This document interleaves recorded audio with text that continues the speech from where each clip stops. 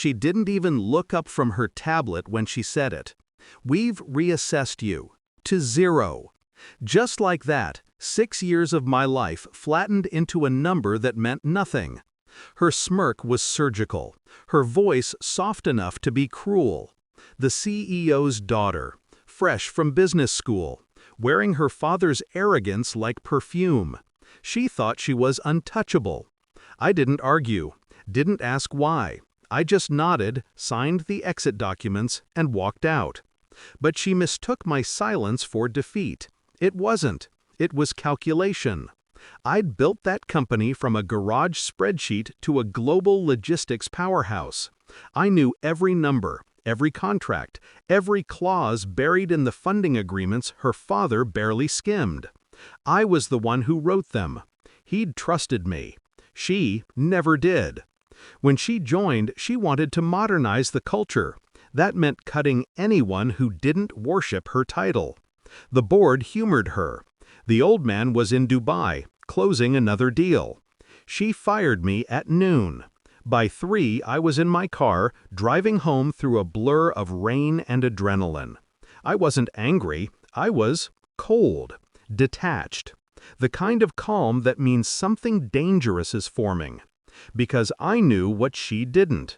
That every major investor contract, every dollar funneled into her company's veins, had one binding clause.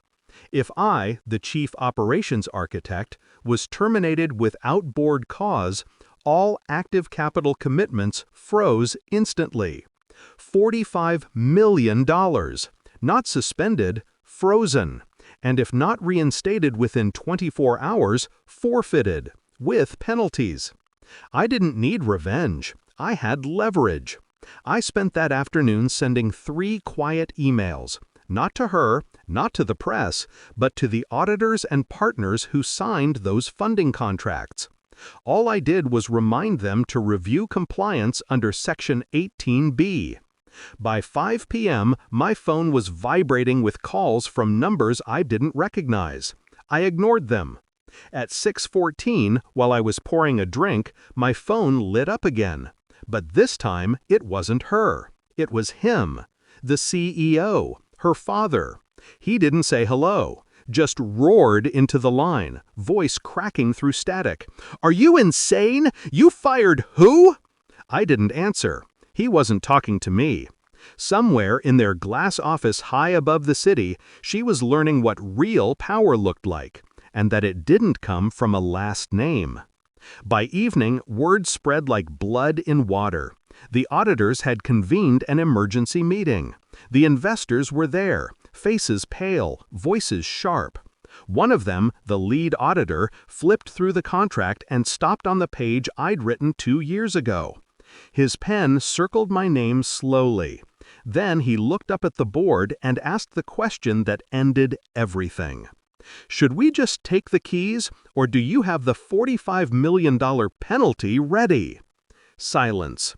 She tried to speak, some stammer about restructuring, oversight, learning opportunity, but no one was listening. Her father just stared at her like he didn't recognize what he'd created. That night, she called me. I let it ring. Then she texted, "You set me up."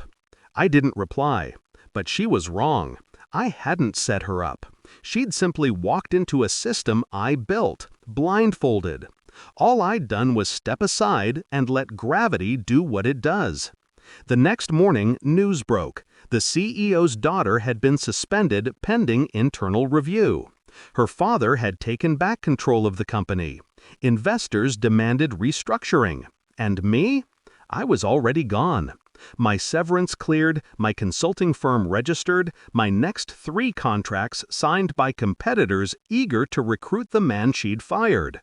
Funny thing about being reassessed to 0, it resets your value, not for them, but for yourself. I drove past the office once more before leaving the city. The building looked smaller now, glass reflecting a sky about to rain. I remembered her exact words, "We've reassessed you." And I smiled, because reassessment works both ways. They taught me that loyalty without respect is just servitude. And I taught them what happens when you try to erase someone who wrote the foundation you stand on. No one ever heard from her again in the corporate world. Her name disappeared from the website within weeks.